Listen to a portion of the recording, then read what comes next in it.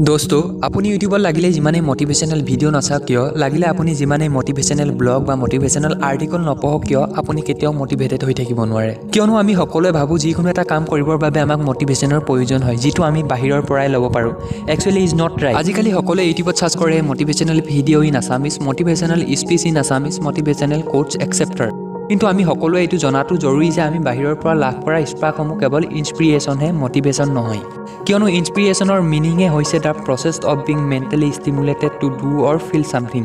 ইয়াৰ অৰ্থ এইটোৱে যে ই কেৱল আপোনাক মেণ্টেলি ষ্টিমুলেটহে কৰিব অলপ সময়ৰ বাবে ভাল ফিল কৰাব কিন্তু তাৰ পাছত আকৌ আগৰ দৰেই হ'ব অৰ্থাৎ আপুনি কিবা এটা কাম কৰিবৰ বাবে মোবাইল চাই যি এনাৰ্জি গেইন কৰে সেয়া কেৱল ইনস্পিৰেশ্যনহে মোটিভেশন নহয়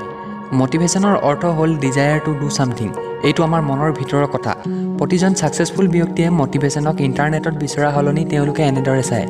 ইয়াক মোটিভেশনাল সাইকেল বুলিও কোৱা হয় মোটিভেট হৈ থকা এইটোৱে অৰিজিনেল ফৰ্মুলা আমি সকলোৱে এইটো ভাবো আমি প্ৰথমতে ভিডিও এটা চাই লম তাৰ পাছত কাম ষ্টাৰ্ট কৰিম তেতিয়া আমি এটা ভাল ৰিজাল্ট পাবলৈ সক্ষম হ'ম